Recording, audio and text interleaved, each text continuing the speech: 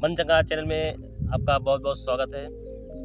और दोस्तों, आप स्वस्थ होंगे और व्यस्त होंगे और मस्त होंगे। दोस्तों, योग हेतु कुछ नियम जो हम बता रहे हैं, तो इन नियमों का पालन करना बहुत ज़रूरी है। और अभी हम ये दूसरा भाग बता रहे हैं। तो दोस्तों, हम योगाभ्यास करते हैं, प्राणायाम करते हैं, तो उसमें कुछ नियम होते हैं। अगर हम उन नियमों का पालन करते हैं तो दोस्तों इसके लाभ बढ़ जाते हैं। आप जब कभी भी योगाभ्यास करें तो कैसे करना है कि आप जो है जिस जगह पे योगाभ्यास कर रहे हैं तो आसन का प्रयोग जरूर करें। आसन का प्रयोग करना बहुत ही महत्व रखता है। आसन जो है, अगर आप सबसे जो अच्छा आसन होता है ऊनी का होता है। ऊनी का जो आसन है सबसे बेस्ट होता है। कॉटन का जो आसन अच्छा होता है। और दोस्तों, जो घास से बनते हैं आसन और जो चटैया घास से बनती है, ये सब जो आसन है ये बहुत ही लाभकारी होता है। और वैसे दोस्तों, बाज़ार में योगा मैट प्लास्टिक के तो मिलते ही। अगर आपको सुविधा नहीं है तो आप उसका भी प्रयोग कर सकते हैं। आसन इसलिए ज़रूरी है, योगा मैट इसलिए ज़रूरी है क्योंकि जब हम जिस जगह पे व्यायाम करेंगे, एक्सरसाइज करेंगे, प्राणायाम करेंगे, तो क्या होगा अगर आप बिना आसन के, मतलब नंगी ज़मीन पे, बिना कुछ चादर बिछाए, बिना कुछ आसन लिए, अगर आप नंगी ज़मीन पर आप बैठ के योगाभ्यास करते हैं तो आपको जो है उससे नुकसान होगा। और जब हम योगाभ्यास करते हैं तो हमारे शरीर एक्टिव होता है और शरीर में बहुत सारा एनर्जी बनता है। और वो एनर्जी जो है विपरीत दिशा में जाके वो ज़मीन की तरफ चला जाता है। और इससे क्या होगा, इससे आपको कई प्रकार के नुकसान हो सकते हैं। इसलिए योगा मैट का आसन का विधान किया गया है। आसन आप बिना आसन के कोई भी व्यायाम एक्सरसाइज ना करें। हम ऐसा जब बाहर निकलते हैं, वहाँ जाके देखते हैं, कई लोगों को मैंने गार्डन में, पार्क में योगाभ्यास करते हुए देखा है, लेकिन वो जो है ना, वो बिना आसन के करते हैं। तो कभी-कभी मैं उनको जाके मना भी करता हूँ कि भाई, इस प्रकार से आप जो है कोई भी व्यायाम, प्राणायाम, आसन ना करें। आपको योगा मैट ज़रूरी रखना है। में आपके जो कपड़े होते हैं ना, कपड़े ढीले-ढाले होते हैं। कपड़े मतलब ऐसे होना चाहिए जो ढीले हों।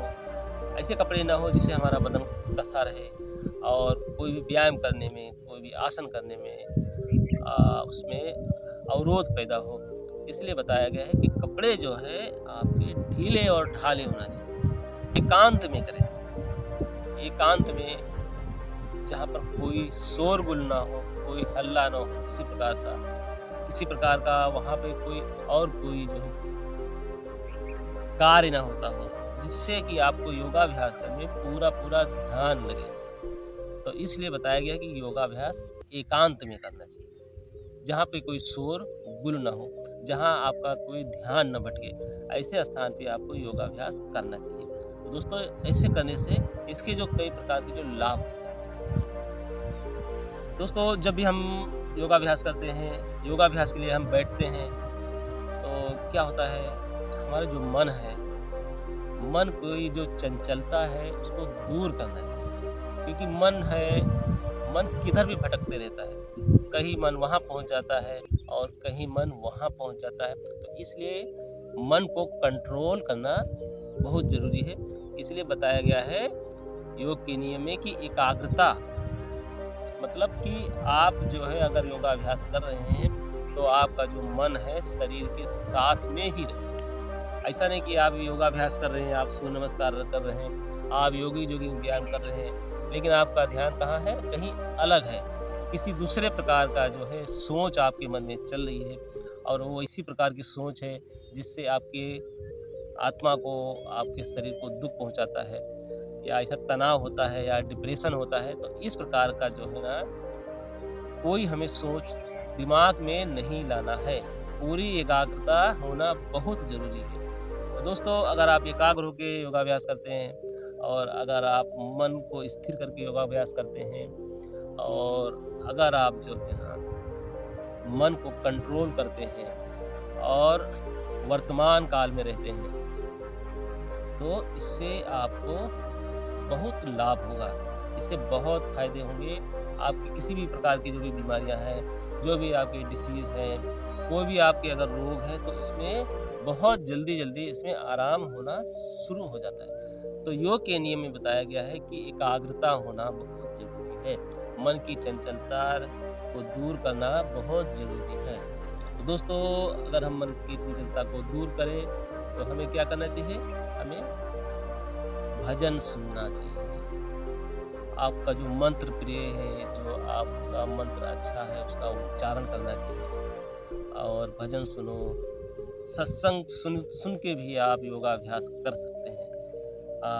तो इससे जो है आपका योगाभ्यास भी होगा और आप सत्संग का भी आनंद लेंगे। अब जैसे आप कपालभाति कर रहे हो, आप कपालभाति ध्यान से करते रहो। और कोई आपके पास अगर आप मोबाइल है तो उसमें अभी तो बहुत सारी सुविधाएं हैं, उसमें जो भी महापुरुष आपको अच्छे लगे, जिनकी वाणी आपको पसंद है या जैसा भी आपको पसंद है, उस प्रकार का आप सत्संग सुनना। सत्संग सुनने से भी जो है मन अच्छा होता है और मन एकाग्र होता है और मन प्रसन्न होता है। तो इससे जो है शरीर के लिए बहुत लाभ है। तो दोस्तों, योग हेतु जो नियम है, इसके बारे में मैंने आपको बताया और इसका आप ज़रूर ध्यान रखेंगे। तो दोस्तों, गुरु जी को वंदन और आप सभी को बहुत बहुत प्रणाम।